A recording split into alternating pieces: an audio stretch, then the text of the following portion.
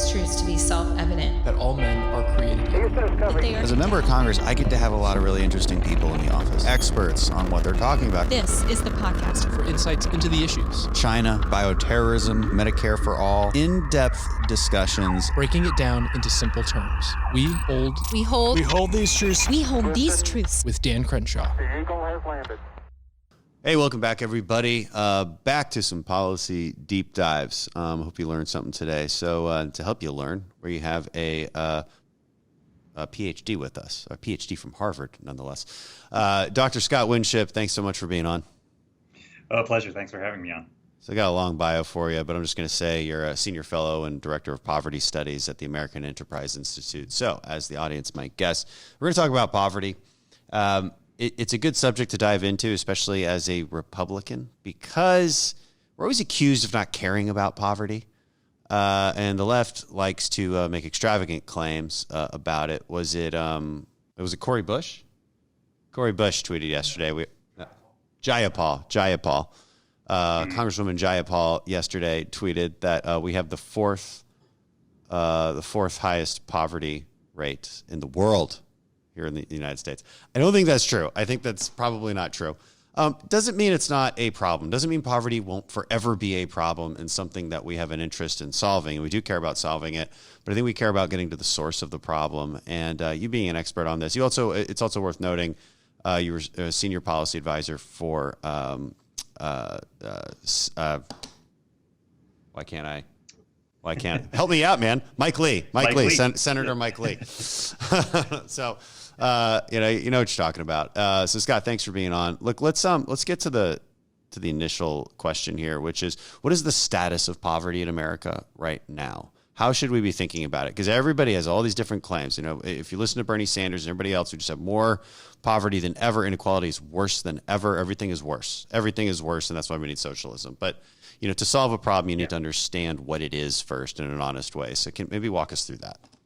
Yeah, absolutely. And maybe we can come back to the Jayapal claim, which, my response on Twitter was if that's not fact checked, the entire industry has really no reason for existing, I think. So what's the state of poverty in America? It's interesting. This month we had new poverty numbers that came out for calendar year 2020. So this was the year of the pandemic. A lot of concern, that hardship might have gone up. There were all these claims in the middle of 2020 that hunger had doubled or tripled. At the time, my colleague Angela Rashidi and I had sort of said, well, that doesn't sound right to us. We think you're comparing apples and oranges here. And it turns out this month we were sort of vindicated. Poverty in 2020 in the pandemic year was at an all-time low. It was at an all-time low among whites, blacks, Latinos, children, single-parent families, married parent families, in all regions of the country. And that's a great success story. I think, as conservatives, we don't necessarily always want to, give credit to safety net policies, but the policies that you all enacted in March and April of 2020, kind of in the middle of this emergency in a span of weeks, it was a huge success story. Was it, how we would have done things if we'd been, taking months to sort of think about the appropriate set of policies? Like, probably not, but it was a great success given how quickly policymakers acted. Since then, I think we've gone too far in the direction of continuing to spend on safety net programs, and we can talk more about that. But we started pre-pandemic in a great place, and we're in an even better place now. And I've sort of argued that suggests that we should be switching to some other priorities rather than continuing to focus on the poverty rate. Yeah. So there's some interesting stats. I think I did a video on this where, if you compare this crisis to the 2008 one, the lower quintile of earners were way worse off after that financial crisis, way worse off. And it took them years to recover. This time they ended up better off percentage wise than the top did. So there's always this talk about how much more money the billionaires made. And the implication there is that they basically stole it from the middle class and the lower quintile of earners, but the numbers indicate that this just isn't true. Yeah, that's exactly right. There are all sorts of funny claims made last year about inequality in the top 1%. If you cherry pick your dates, then you can compare, a day in March when the stock market was not doing well because we had just entered a global pandemic, and then you compare that to later in the year, when the stock market was doing quite well, and you get these enormous increases. But the data shows that really, recessions are tend to hit the top worse in percentage terms than they do people lower down. The best periods for growth of income at the bottom or in the middle class also tend to be the best periods for people at the top. Inequality tends to grow. But if you want to reduce inequality, the best way to do it is to sort of start a recession, because recessions are not good for anybody. I think there's just a lot of bad claims out there made by people who, quote, know that inequality is terrible, and they're not going to move off of that position. And give us a summary of the truth, because really my question isn't just the last couple of years, but for the last 50 years. And because the claims are usually that, we're just way worse off than we were 50 years ago when it comes to inequality measures and poverty measures. And, again, not saying everything is perfect and that we don't need to do anything, but what's the truth? Yeah. So, the perception has been heavily influenced by the research of three economists, Thomas Piketty, who improbably had this best-selling 800-page book on inequality a few years ago, Emmanuel Saez and Gabriel Zuckman. And their numbers, put out, at this point 15 years ago, more than that, suggested that the top 1%, say in 1979, it received about 10% of all income. And then that by 2007, that was up to, I think, 24%, if I'm remembering right. So big, more than a doubling of their share. Over time, there were always criticisms of their numbers by people who were skeptical. Over time, those criticisms have been borne out, and now the best research that I know of has been done by Jerry Otten, who's a government economist in the Treasury Department, and David Splinter, who's in the Joint Committee on Taxation, and they essentially find that the top 1% share of income really hasn't gone up since 1989. In the 1980s, it went up a little bit, a few percentage points. But once you look at, taxes and transfers, all the redistribution that we actually do, because progressives and others, want to worry about inequality. At the end of the day, we've done a very good job keeping inequality down. And by the way, if inequality had risen, that shouldn't be the case that's been a bad thing. You have to actually make that case apart from whether inequality is risen or not. Rising inequality can have costs, but it can also have benefits. Yeah, I mean, like to help people understand that, a simple math problem, right? So if there's two people in the country and one makes $50,000 and one makes $100,000, there's a $50,000 inequality disparity there. And now if you double both their incomes, $100,000 and $200,000, well, then you also just doubled the inequality.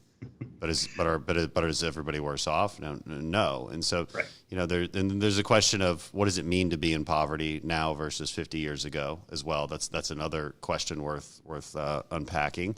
Sure. Being poor 50 years ago is probably worse than being poor now. Being poor is always a relative term. One question I have too is how do we measure it? Who is included in this measure? So I believe it's household units, right? So, but again, so is a senior citizen with a lot of savings, but they're on a very small Social Security paycheck, are they considered to be in poverty? Same question about a 17-year-old living with his parents, but has a minimum wage job. Are they considered to be part of the poverty measure? How do we distinguish between real poverty and that kind of poverty? Yeah, no, it's a great question, and it gets very complicated. The official poverty measure that we have, is the official measure because there are a bunch of policies over the last 50 years that are, where it's actually written into the law that this is how you determine whether people are eligible for stuff. But it's a very flawed measure. I think people on both the left and the right would agree with that. It only includes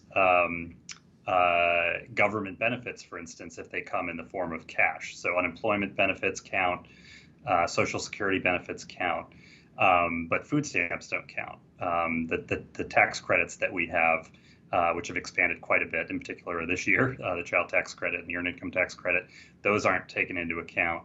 The fact that taxes have gone down for the middle class and for the poor over time doesn't show up as increased resources to them.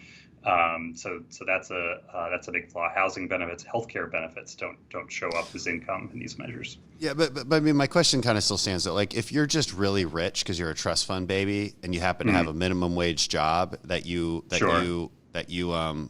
report to the IRS, are you lumped into the lowest quintile of earners? Are you lumped into the poverty measure? Right. In that case, they would be if they have a lot of wealth, which is different from income. Income is kind of a flow of resources. But if you have wealth, which means you just have assets that are accruing in the background, that doesn't go into whether you're poor or not. So folks who aren't working much because they don't need to, because they're wealthy, they could look like low income people in the data. You can have a lot of business owners who have a bad year, and they actually have negative income that they report to IRS, for instance, and they will show up as poor.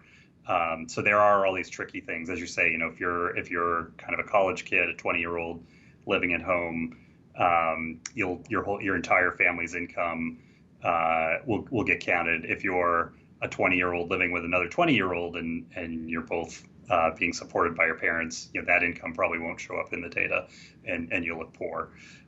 So there's a whole bunch of problems with the official measure.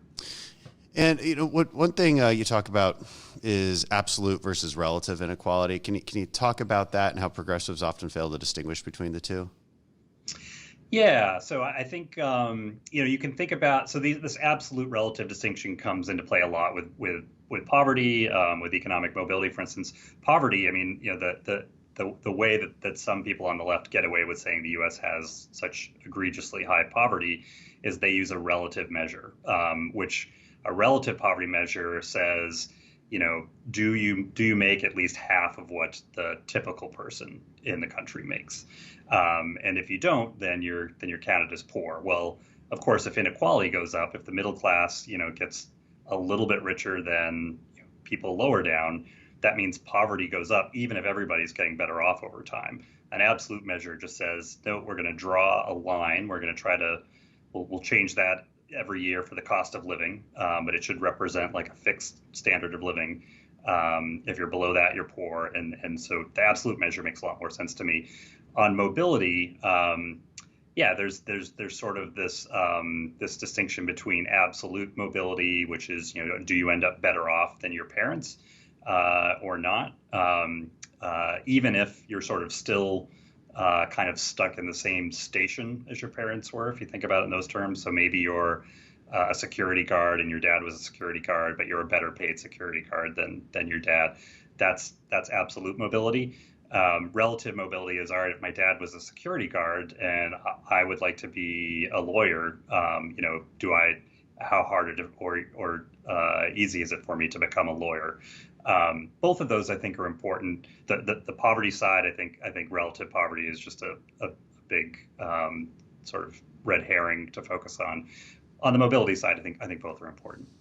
Yeah, and that makes more sense. And it's important to address certain claims. Like Bernie Sanders will claim there's a massive transfer of wealth from the middle class to the top 1%. As if rich people are only getting rich by stealing money from the middle class. How do they even come up with this? But what's your response to it? Yeah, I mean, I think there is this view that the size of the pie is fixed, and so if one group, if the top does better, it's because they have taken it at the expense of people lower down, and that's just a silly view in many ways. The first way is that the size of the pie is not fixed. If we lived in a socialist society and never let anybody get much richer than anybody else, well, one of the consequences of that would be that nobody would take risks. Nobody would work hard. Nobody would go through med school and residency and all of that for the rewards that accrue to them later.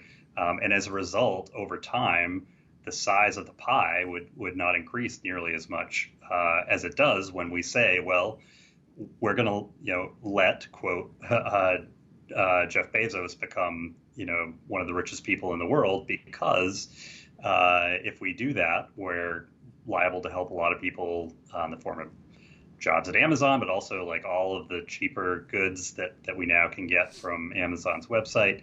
The economy grows faster over time, and that pays off to the middle class and to lower income Americans too.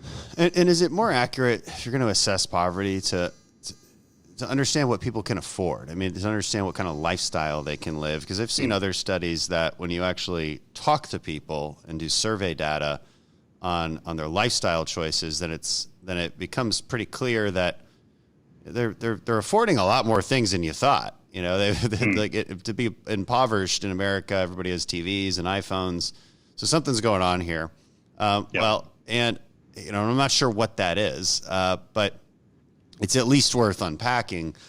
And now Orrin Cass would say, look, it's true that inequality is not as bad as people say it is because of wealth transfers. But as conservatives, don't we want to stop these wealth transfers? And that's a fair point, right? And we'll get into some of the solutions, maybe a point you'd agree with, right? Because you tend to focus on the source of the problem. And now it's long term and it's tough, whereas we're always kind of looking at a Band-Aid, right? These like short term fixes, which create long term dependency, and it's hard to break that cycle. But I don't know. Can you comment on those studies that show what people are actually buying and consuming, and maybe does that give us a better indication of what poverty in America actually looks like? Yeah, I think so. A lot of great research in that regard has been done by Bruce Meyer and Jim Sullivan. They're at the University of Chicago and Notre Dame. Robert Rector, who's at the Heritage Foundation here in DC, has done some really good work there too. And they do show that if you look at things over time, whether it's, what kinds of things do people own, everything from, I think people tend to fixate on cell phones and big screen TVs and things like that. But really, you can sort of go at much more basic things like, what's happened to washing machine ownership over time? What's happened to the share of households with air conditioning? What's happened to the number of rooms per person or the square footage, in their home per person? And all of that has gotten quite a bit better over time, even at the bottom, in some cases, especially at the bottom. And in a lot of ways, that research is a lot less ambiguous than some of the research about, the official poverty rate or what's happened to incomes, because all of that gets bogged down in some pretty technical measurement stuff that would bore your audience to tears. But that ends up being really important. And I think when you get those measurement things right, it actually does tell the same story as this story about, what are people actually able to afford and what kind of amenities do they have. Joe Biden was talking today in a statement and on a variety of topics. And one of the things he said stuck out to me. It's kind of the typical Bernie Sanders refrain, which is you have, billionaire CEOs, and because they don't take a paycheck, they don't pay their fair share. It's not the worst point, because they're clearly engaging in a loophole there. They have a variety of methods. I think Jeff Bezos gives himself a loan or something, so that he can write it off. So that's a little squirrely, Sure. to be fair. So but what do you? And I know this isn't necessarily your focus, but I'm kind of curious, how you would respond to that, because it doesn't seem to me that the solution is what they propose it is, was just basically a wealth tax. That has never worked anywhere it's been tried. It'll be a massive, again, these people are still going to buy their yachts, guys. Like, this is what I tell people. Yeah. They're still going to buy their mega yacht. They're just not going to invest in anything new. Yeah. So, right. and it makes us feel good because it's like, we got them. But did we get them? Doesn't seem like we got them. Well, and a wealth tax in particular, one way to make sure that the people at the top are buying more yachts and more sort of ostentatious things is to create a wealth tax, because then all their incentives are to spend whatever money they have, because saving it and accumulating more wealth will no longer make any sense to them. Yeah. So are we better off as a country encouraging millionaires to buy more sports cars and yachts versus invest their wealth in productive enterprises that are going to create jobs, that are going to create innovative new products that'll improve people's lives. I think it's pretty clear, that what we want is probably the latter. A wealth tax, would be the single best way. That scenario I had mentioned before, if we were living in a socialist society and prevented anybody from getting very rich, a wealth tax would do that in a matter of a few years. The kind of wealth tax that Gabriel Zuckman and Senator Warren are talking about. It would just be a disaster. Yeah, and where it's been tried, I think the tax base decreased, so you don't get the revenue that you're asking for. And there's they're selling it to voters as if they almost sell it to voters like as if you're going to get richer if we do this, but it's not true. The government gets richer, and then we waste it on a bunch of BS. So they leave that part out. But it does beg the question, like, how do you prevent those loopholes? Maybe that's another topic. But I'm surprised. What I'm surprised they don't do is propose like a millionaire minimum wage. Right, because that would sort of solve the problem. Like if you were Jeff Bezos and you're the CEO of this company, you have to get paid this much, and you just make them get paid. I mean, that would seem to me to be the most clear cut way to do it. But these aren't exactly. But I don't think. But in the end, I don't think it's really about the fair share. I think it's about resentment politics. I think they just hate people who are wealthy, and they do believe in this strange notion that because somebody gets wealthier, you get poorer, which is a zero sum game that isn't really true. Yeah, I think that's right. And I think where that comes from, in some ways is just, there was this period in the second half of the 40s, 1950s, most of the 1960s, where there was a ton of economic growth, and it was sort of pretty broadly distributed. That was due to some, historical circumstances that we don't fully understand, that we can't repeat, or we don't know how to repeat. There were circumstances that operated around the world. That was just an incredible period of growth for developed countries, and we lost that. And then with a lag after that, inequality started going up. But the 1970s, was sort of a slow growth decade where inequality wasn't really increasing. It was only kind of in the 1980s or so when the top 1% started to pull away. They didn't do well in the 1970s. And since 1980, the best periods for the top have been the best periods for everybody else. So it's really kind of this nostalgia, I think, that we have for the mid 20th century, and feeling like if we didn't have all this inequality, this increase in inequality, which has now been questioned by a lot of researchers, then we somehow would have that golden era again, which is just not true.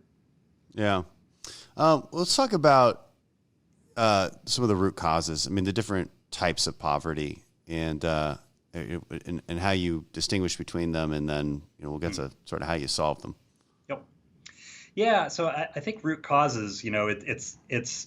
It's hard. I think liberals and conservatives tend to sort of focus on. Liberals kind of focus on outside circumstances.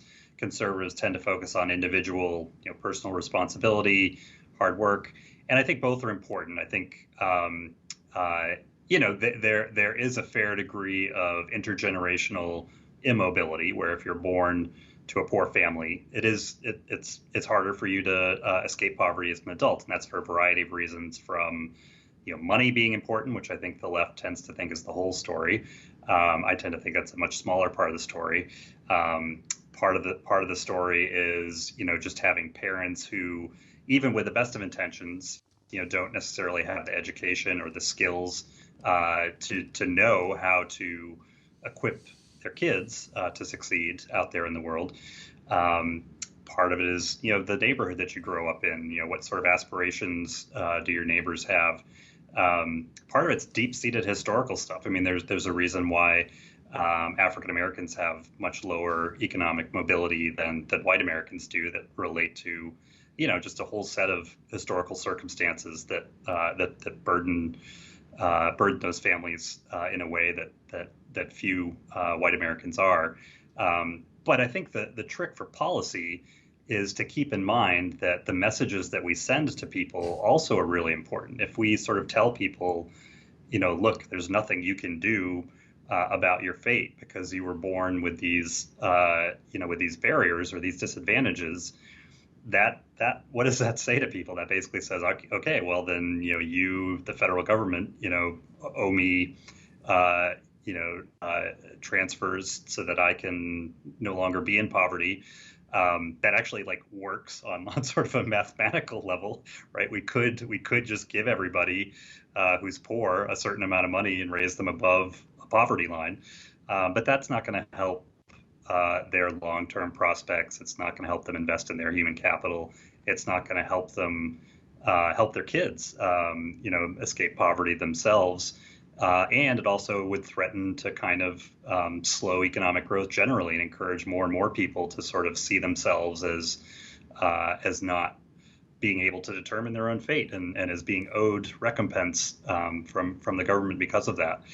So it is really important to emphasize, that people do have agency, to emphasize things like the success sequence, which basically shows that if you graduate from high school, if you delay having kids until you're married, if you have a steady work experience, then the chances you're going to be poor are pretty small. So I think policy's got to balance both of those out. Yeah, and the research on that is good. I mean, you make a series of very basic, decent choices, like finish high school, Yep. don't have kids before you get married, and have a job. Then you're going to be doing okay. But the people who aren't doing okay, like I said, there's a variety of reasons. Some of it's intergenerational, meaning it's just passed on, and there's just no role models around you. And that's Yep. a kind of a heartbreaking situation for a kid growing up into that. It is hard to see how they do better. And then there's other situations where there's always going to be people who are just less talented and less hardworking than everybody else. And it's harder to see a solution for that. And so and one of the reasons we should distinguish between different types of poverty, or even just lower income in general, or lack of mobility, however we want to call it, is because it seems like there's probably places where there's bigger bang for our buck from a policy perspective. Like, where would we reduce poverty the most? So where is that? Yeah, no, that's a great question. How would I begin there? So there's a fair amount of research showing that there are low income kids who do work hard in school and build up their skills, but then they don't go on to higher education, or they go to a school that's much less rigorous than schools that they could get into. And so there's a big argument that there's a matching problem for a lot of lower income smart kids that they just don't end up living up to their potential for a variety of reasons, not sort of knowing how the college process works and things like that. And the opposite is true too. Like people who aren't ready for higher colleges get in because of policy reasons. Yep. You know what I'm talking about. Yeah, that's exactly right. And the sort of college for all mentality, I think, has been rightly criticized by Orrin Cass and a lot of other folks. Affirmative action. That's what I was trying to remember to say. Because of affirmative action. Anyway. Sure, and having a variety of pathways that aren't getting a 4-year college degree, I think is really important. I think starting early, by the time kids enter kindergarten, there are these really big test score differences by class and by race. And so I think part of the solution has to be to figure out how do you narrow those things. That is a very tricky question. Conservatives, I think have not thought enough about that. Liberals have thought more about it, but their answers have been things like Head Start, which doesn't really look like it's that effective in the long run. It's things like pre-K, which is a big component of the reconciliation bill coming up, but the evidence base on pre-K is not great either. So I think that ought to be a real focus for policymakers on both sides. Yeah.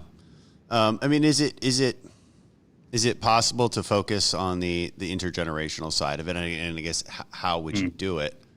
Yeah. To sort of, because you really want to help the people who are helpable.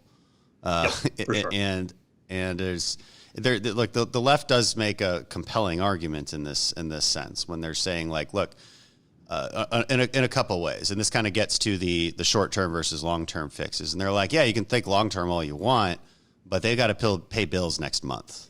So you have to give them money to do that. And there's no way, shape, or form for them to get that done by next month. So you have to do it for them. Now, of course, long term, that just traps them into dependency. And that dependency gets passed on generation. I mean, what they're teaching their next generation is how to get the benefits. Yeah. And, that's right. and more importantly, what you don't do so that you keep the benefits. Don't like get a job. So that's a problem. Right. There's all these disincentives. So how do you do both, I guess? Yeah, so I've been trying to think about that a lot this year. The expansion of the child tax credit that the Democrats have done back in the March reconciliation bill, and that they're trying to expand now. I and others have argued is a really bad idea. Essentially, it's giving sort of $250, $300 a month to people, even if they don't work, which is a big change in the policy. And so you do worry that that's going to create incentives for people not to work or to not be married. So what would it look like if you did something different? Well, I think part of the answer is you actually don't focus on poverty. I kind of contrast what's happened to poverty rates, which have gone down quite a bit in the last year, with what's happened in education. Where increasingly the research is showing that kids have lost like somewhere between a half a year and a year of normal schooling because we couldn't figure out how to get them into classrooms sooner. We didn't do anything like remedial summer school or tutoring, which they've done in the UK. So that's just a gigantic failure in the long run. That we have an entire generation that has fallen behind because of COVID.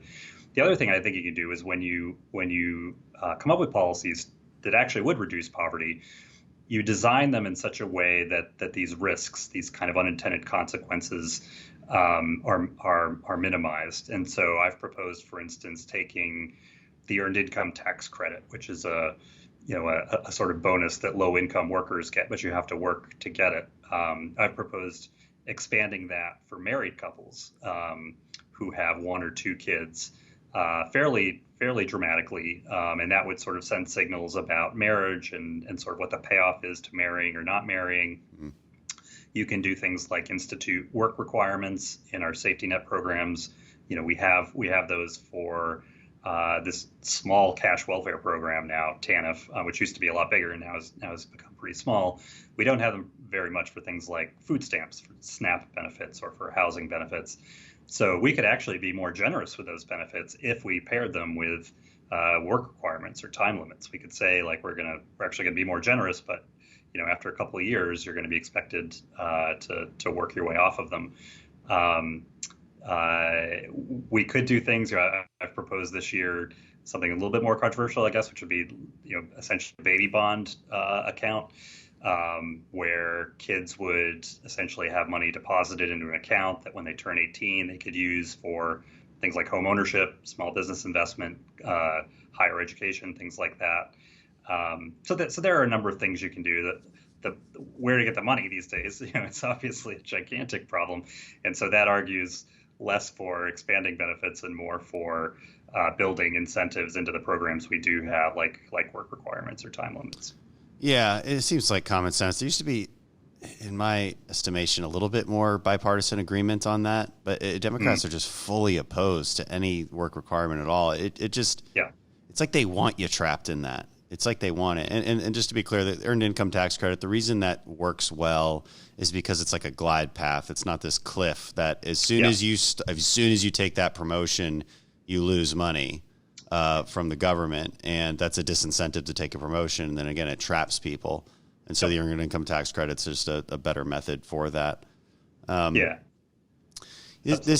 kind of seeing this question pop up, and it takes us back to sort of the previous conversation about just assessing the reality that we live in.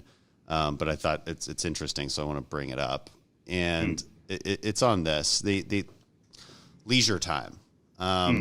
So there's sort of a narrative about middle and lower income Americans having to increasingly work longer hours, 2 or 3 jobs to make ends meet. And does the data? The question is, does the data reflect this? And if not, is there a sociological explanation for this trend? Yeah, so the data doesn't reflect that. Essentially, the amount of work that that men have done.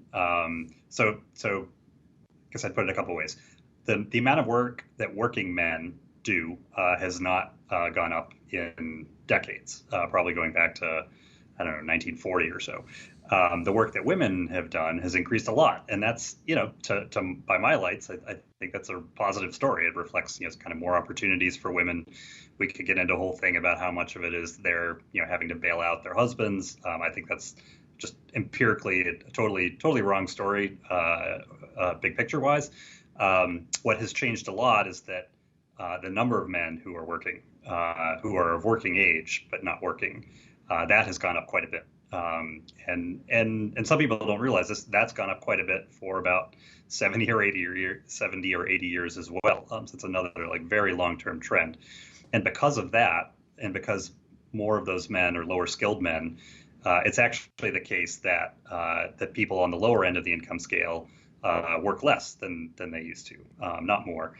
People on the higher end, I think the research shows, actually do work more. It's partly because women are working more, but it's also partly that professional men, have probably increased their work hours a little bit. But overall, it's just not true that people are working harder for the same pay or for declining pay. It's almost like they're working less for more as opposed to working more for less.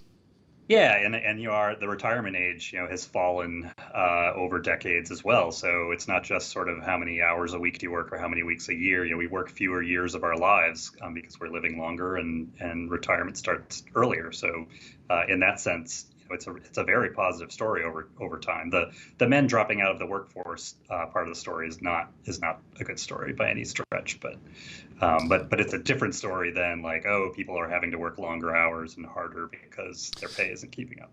In the current situation where employers are really struggling to find workers, the current situation also kind of debunks that myth, because if people were truly struggling and trying to work all these jobs, then they would be working jobs.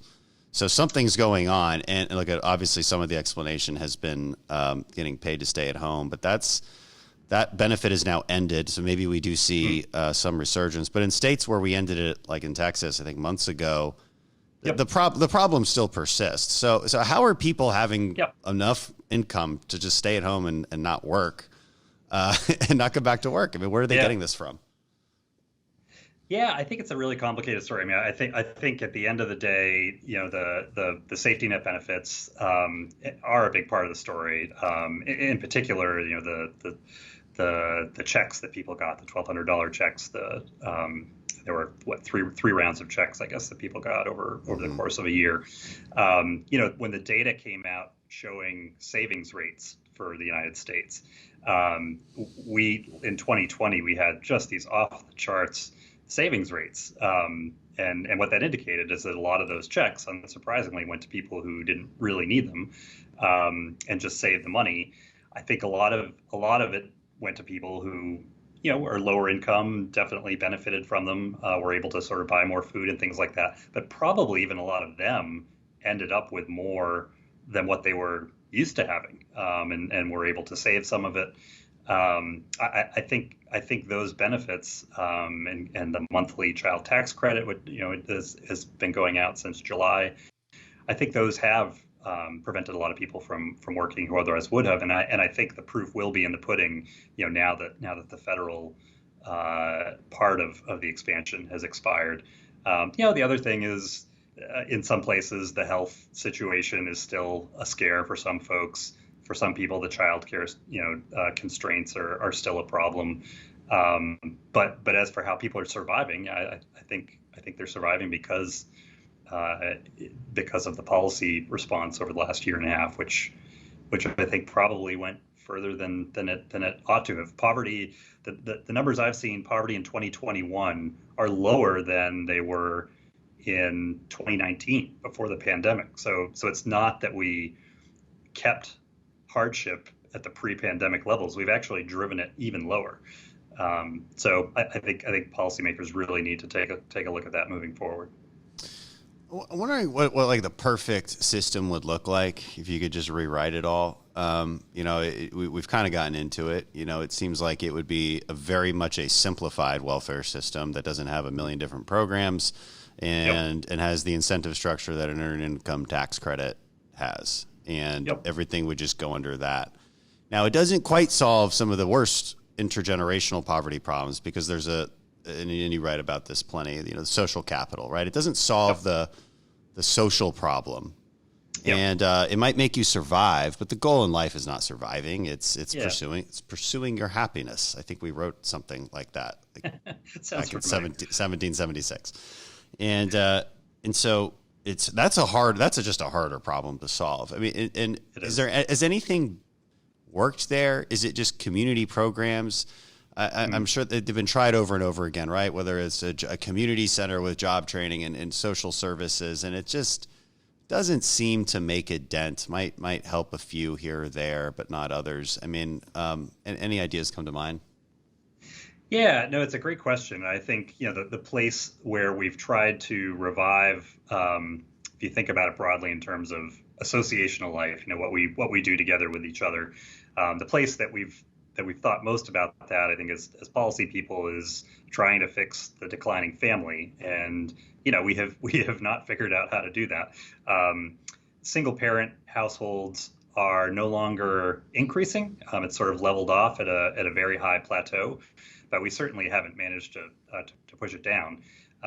We've tried everything from marriage promotion programs during George W. Bush's administration. Those were evaluated pretty rigorously and for the most part didn't work. We've not the original welfare reform law in 1996. One of the big goals was to reduce out of wedlock births. That didn't happen, and I think it just shows how difficult it is, especially for federal policy, to move the needle on some of this stuff. I think one answer is that we need to figure out how to use this Catholic idea of subsidiarity, which basically says if lower levels of government or civil society can address a problem, then they ought to be the ones to try to do it. Right now, the federal government has become such a big actor that a lot of communities have essentially lost the ability, like their muscles, their sort of policy muscles have atrophied to sort of address some of this stuff themselves. If the federal government's just writing checks to alleviate poverty, what do you do as a mayor or city council person? You're sort of relying on federal policy to do all the work. So I think we need to send some more authority, policymaking authority, back to states, localities, and ultimately civil society. Paul Ryan had a really neat idea when he was the chair of the budget committee, which would have essentially consolidated a bunch of welfare programs and sent them to states and localities and let essentially nonprofit caseworkers, Catholic charities, things like that, administer some of these because they're local. They know the people that are sitting on the other side of the desk from them in ways that a federal bureaucrat doesn't. Doing some things along those lines, I think, is probably the start of trying to rebuild some of what we've lost at the local level. Yeah, and that makes sense. One of the most glaring examples of poverty is homelessness. Is that something you look at a lot? And what would the right solution to that look like? Yeah. So I'm less of an expert there. The numbers on homelessness are pretty lousy, as you can imagine, just because it's easy to count people who are living in homes once every 10 years. It's really hard to count the number of people sort of on the street, and it changes over the course of the year. I think most people would say, that we've got to find transitional services. That's a pretty clear instance where the solution is not, just give people cash, right? That's kind of the dilemma we all face when there's a panhandler. Do you sort of see this person, you feel for them, you want to give them cash, but ultimately you don't know how it's going to get spent, and so rather than sort of the just give people money approach, which is popular on the Democratic side of the aisle these days, I think it's more about providing services, giving them opportunities, by, providing providing a place where potential employers could reach them to tell them they have a job interview, things like that. Providing clothes for job interviews, things of that nature. Transitional housing. Well, the tough thing about that population, though, is they can't work, right? They're not. Yeah. You could offer them a job, but there's no way they could do it because there's something wrong. I mean, there's something deeply wrong, and we just haven't figured that out. What to do? What do you do? You create a massive community somewhere outside the city so they're not sleeping in tents in the city? And we kind of did that in Texas when Governor Abbott stepped into the Austin problem. And, you couple that with social services, I don't see any other options. There's a really interesting project in Houston. It's mostly privately funded, too. It looks like a college campus, but now it's mostly for families that have become homeless. So it's I'm not sure that they deal with like the schizophrenic on the street. Sure. But at least it's a pretty successful model. Yeah. The other thing that I've heard, which isn't satisfying to anybody, is that a really valuable thing that you could do is along the lines of deregulatory stuff with housing. There used to be back in the days, these sort of single resident occupancy kind of men's hotels, which were kind of just a room, not at all the sort of amenities that most of us would be able to live with, but which would be better than sleeping in a tent, right? Like a dorm situation or something. Yeah. Yeah, exactly. And those have kind of gotten regulated out of existence, the last 50 years or so. So that would be a useful step too, I think. Yeah, that's interesting, and that would make a lot more sense. And any other parting words on the subject? Well, yeah, I think I'm trying to write something now that's relevant to the reconciliation debates that are happening. I think as much of a success story as it was, that 2020 wasn't essentially a depression, on the scale of what we saw in the 1930s. I think there was a point where we needed to pivot away from, getting safety net benefits into the hands of people. At some point, we ought to have focused more on the health crisis, on figuring out how to get kids back into school and over their learning losses. And so moving forward, I think, and hopefully, during the debate over reconciliation, that we just focus on these other problems, including the deficit, by the way, that we are really behind the curve dealing with. Whereas we've really had this nice success story of dealing with poverty over the last year and a half. So that would be kind of my advice to policymakers moving forward. But you're much closer to this. You sort of have a better sense of what's going to happen here than I do. But it should be an interesting month and a half. The unfortunate reality is there's not a lot of common sense problem solving that's occurring at the moment. It's extremely partisan. So, well, we'll see what happens with that bill. But it really is just a massive lurch toward the dependency-driven welfare state, and it's sort of the dependency-creating welfare state. And it's the hard part about this for conservatives is it's hard to unravel that. I mean, you saw our side just get real mad when some of us were against $2,000 free checks. That would go to well over 100 million people who never lost their jobs. I mean. And maybe that explains why some of them still haven't had to find jobs, because if you have a family of four, you're getting thousands and thousands of dollars, and is this really the best use of our taxpayer money? Well, on that Scott, happy note, yeah, Scott, thanks for your expertise on this subject. Appreciate it. Thank you for having me. It's been a pleasure.